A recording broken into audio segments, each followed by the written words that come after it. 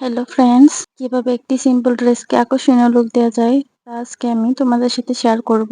একটা সাদাসিধে কুশি কলাকে কিভাবে পাল এবং ফ্লাওয়ার দিয়ে লুকটাই চেঞ্জ করে দিলাম তা শিখতে সম্পূর্ণ ভিডিওটি দেখতে থাকো। তোমরা ওইভাবে সুন্দর একটা ড্রেস মেকিং করে নিতে পারবে। আমি একটা সিম্পল বেবি ড্রেস বানিয়েছি, এটা একদমই সাদামাটা লাগছিল।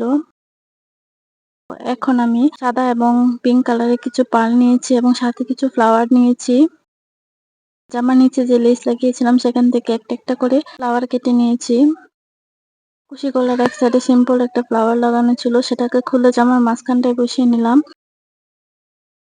এখন সুই সুতা দিয়ে সুন্দর করে আটকিয়ে নিব যাতে ফ্লাওয়ারটা খুলে না যায়। তো আমি ফুলটা সেলাই করে নিচ্ছি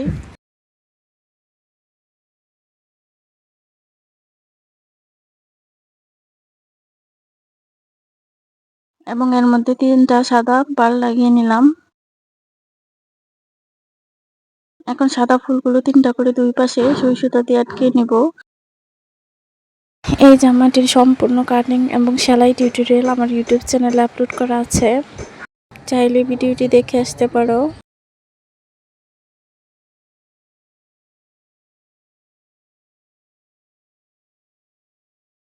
ক্রিয়েটিভ চিন্তা ভাবনা থাকলে একটা সাধারণ জিনিসকে খুব অসাধারণ করে তোলা যায়।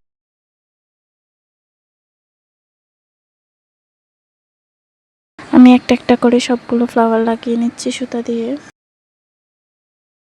আপনারা যারা আমার চ্যানেলে নতুন তারা অবশ্যই আমার চ্যানেলটাকে সাবস্ক্রাইব করে দিবেন এবং একটা লাইক কমেন্ট করে পাশে থাকবেন। হোয়াইট কালার দিব নাকি পিঙ্ক কালার দিব তা ভেবে পাচ্ছিলাম না, ফাইনালি পিঙ্ক কালারের গুলি সিলেক্ট করলাম।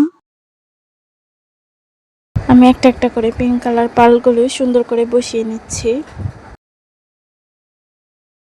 আমার গলার নিচের এই অংশে পিঙ্ক কালার পালগুলো লাগিয়ে নিলাম, দেখুন দেখতে কতটা সুন্দর লাগছে।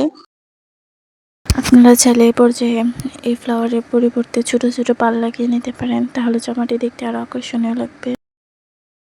তো আমি এখানে ফ্লাওয়ার লাগিয়ে নিচ্ছি একটা একটা করে। আপনারা চাইলে ফ্লাওয়ারগুলো সুই সুতার পরিবর্তে ফেব্রিক গ্লু দিয়ে লাগিয়ে নিতে পারেন।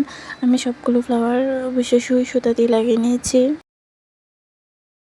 যে আমার এই লুক চেঞ্জ করার ভিডিওটি তোমাদের কাছে কেমন লেগেছে তা অবশ্যই কমেন্টে জানিও। আজকের মতো এখানেই শেষ করছি। আল্লাহ হাফেজ।